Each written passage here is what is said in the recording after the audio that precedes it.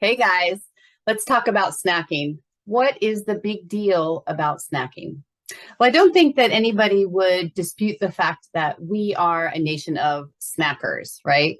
But it's actually a relatively new phenomenon, this idea of snacking throughout the day, that came about sometime in the 1950s when the food manufacturers started to introduce a bunch of packaged snacks that specifically catered to our cravings for sugar, salt, and fat.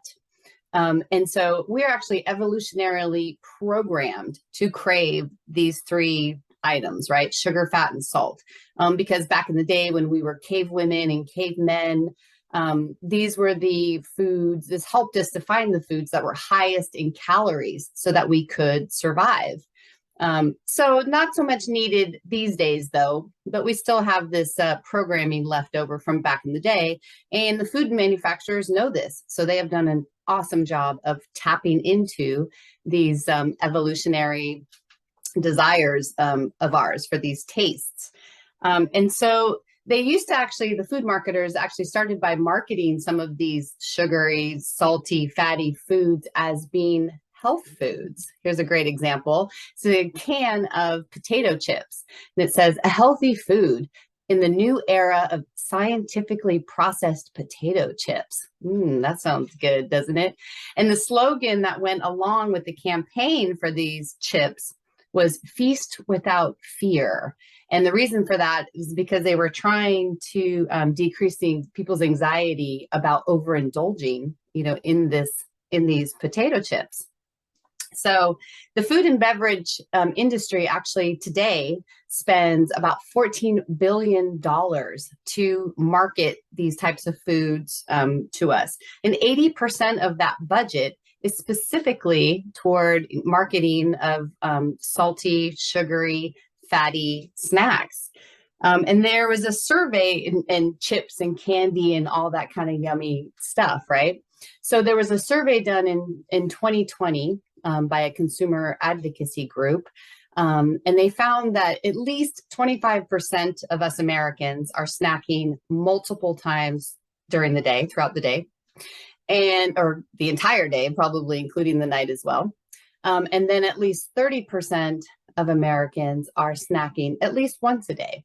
And so at first, to me, that sounded like it was a little bit low. Actually, I thought it would have been higher. But if you combine those numbers, that means that over 50% of us Americans are snacking, right? This is a regular occurrence. This is just what we do.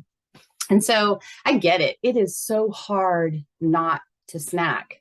So not only are we just bombarded, by advertisements on the TV, on the internet, billboards, just everywhere, bombardments of food pictures, of fatty, salty, sugary looking deliciousness. We are just constantly bombarded by these advertisements. But not only that, these snacks are just everywhere. Any store you go to, any checkout aisle, there's just snacks everywhere, just in case you forgot that you really needed to have a Snickers, as you checked out of the grocery store. It's there for you. They got you covered. So that makes it, life super difficult. And also it's difficult to not snack because there's a lot of confusing information out there. There are some people, some theories that say that if you snack multiple times a day, if you eat several small meals a day with some snacks, that's better for you. And better for weight loss even, right? Because if you snack throughout the day, your metabolism will increase. Well, if you delve into that just a little bit further, what they're talking about there is that when you eat, your body actually does have to burn some energy in order to digest and process that food. So your metabolism does go up just a tiny bit, but not enough to offset, all of the calories necessarily that are being eaten. If you're eating something like cucumber, which is mostly water, then that could actually be called a 0 calorie or a negative calorie food, because your body actually has to use more energy to process that food, to digest that cucumber, than there are calories in that cucumber. So anyway, it's been kind of misused though, right? This idea of you could snack throughout the day to increase your metabolism. So it can be really confusing to know what the deal is with snacking. So I wanted to present a slightly different vantage point about snacking. So first of all, you know, when I talk about snacking, I am focusing mostly on the sugary, fatty, salty, processed junk food type snacks. But but snacking in general can lead to a lot of increased calories throughout your day, you know, depending on how often you snack and what you're snacking on, that could actually add up to a fourth meal or even a fifth meal, right? So even if you're snacking on, let's say, some raw walnuts, you know, those calories, if you're taking handful after handful after handful throughout the day, can really, really add up. And calories still do matter. Or if you're eating throughout the day, you're eating cups of applesauce, unsweetened applesauce, right? Deliciousness. Well, that applesauce, actually, that jar of applesauce could be as many as 10 apples to make that jar of applesauce, you know? So if you eat half that jar, let's say, while you're snacking, that's still a lot of added calories. And, you know, if you eat too many calories, more than your body burns, you're going to gain weight and you're going to gain body fat. So like I said, that still does matter. But the other thing about constantly eating and constantly snacking is that it increases your insulin. And this is where it's super, super important because when we eat, the food that we take in gets digested in our stomachs and it gets broken down into glucose, which is our energy source for our body. We absolutely have to have this. And that glucose then gets transferred into our blood, you know, and that's when our body is using it for energy. And at this time, insulin is produced by the pancreas. Insulin is one of our hormones, right? And so the insulin is what helps to move that glucose or that food energy into our liver and liver muscles, liver muscles and fat cells, right? So whatever we don't need right away, the body doesn't need right away, it gets stored away for later. It gets stored in our fat cells and in our liver and in our muscles, right? And so any body fat that you are wearing on your body, let's say your belly fat, it's all stored energy, right, for later use. So when your insulin levels are high, which happens each time after you eat a meal or after you eat, regardless of what that is, right? Every time you eat, your insulin is produced. So you have an insulin spike. And then it gradually goes down as that insulin does its job and moves the glucose where it needs to go. So it gets out of the bloodstream. But when insulin is high, it actually promotes fat storage in your body. And at the same time, okay, as if that wasn't bad enough, at the same time, when your insulin is high, it also prohibits fat use, right? So two things are happening here, which are totally detrimental to trying to lose weight. So we're going to switch over to a graph that I think will help this to really make sense. So as you can see, in the green spikes are your insulin spikes after you eat a meal. So let's say you eat breakfast, lunch, and dinner. Your insulin spikes, does what it needs to do. Totally natural. This is what it should do. And then in between meals, because your insulin levels are back down to normal or low or non-existent in the bloodstream, then your body actually shifts gears. And when it needs energy, it starts to pull it from your fat cells, which is fantastic. That's where we want it to take it from, right?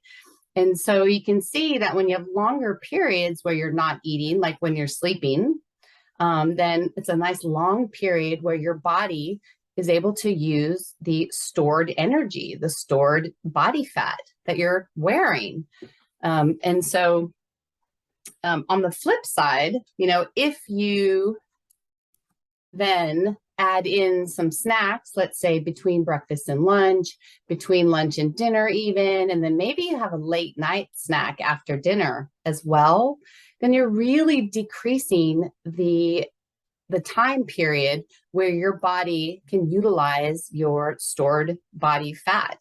And instead, for energy, your body is just using the food that you just ate, that you just put into your body.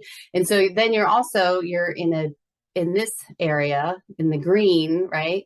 This is the area where your body is using energy as it needs it, and then storing the excess in your fat cells.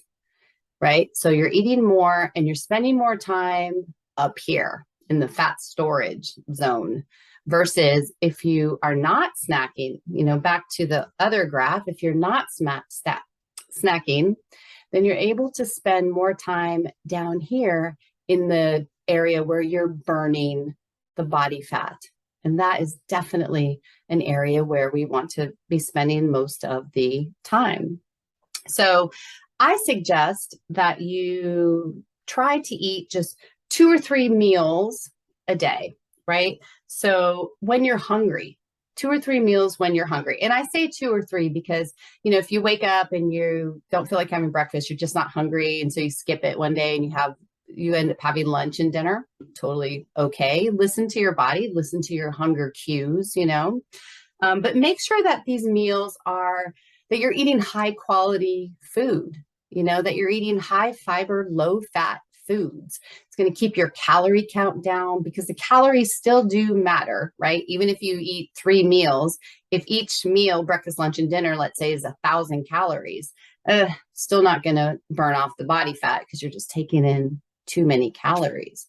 So you want to just focus on eating, a reasonable portion at your meals, enough to what you think will help to keep you satisfied until the next meal. And really try not to snack in between.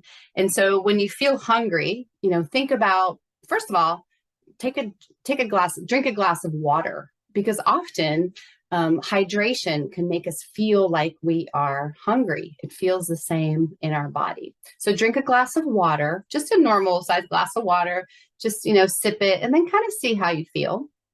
And then ask yourself if you're truly hungry. Like, do you really have hunger pains? Are you low in energy, or perhaps you're just kind of reaching for a snack because you're bored, or you just want to avoid that report you're supposed to be working on, or you're a bit emotional or stressed, and these are all reasons that all of us will snack sometimes. But, ask yourself if that's what's really going on. And then you can do the broccoli test. Imagine if you had a bowl of beautiful steamed broccoli in front of you. Would that satisfy your hunger? And if not, and if the only thing that's going to satisfy your hunger is a piece of cake, or a chocolate chip cookie, probably you're not truly hungry. You're just wanting to snack for other reasons, like we just talked about.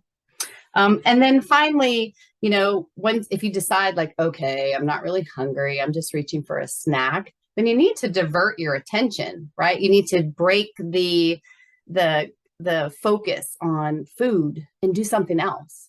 So put on some music, listen to 1 or 2 of your favorite songs, dance around a bit, go for a walk, just do anything, that will break your concentration on the food. You need to distract yourself, and then if you really think that you're really, really hungry, then sure, go ahead and eat something. But remember, your next meal is probably coming pretty soon. And your body, if you have some body fat, your body will actually be able to, if it really needs some extra energy, to keep going, your body will go ahead and pull that body fat and keep itself going strong without the snack. So I hope that helps you. Let me know if you have any questions. I hope that gives you another way to think about, why snacking is kind of a big deal, or can be a big deal if you're trying to lose weight. So, all right, I will see you soon. Have a really great day. Bye.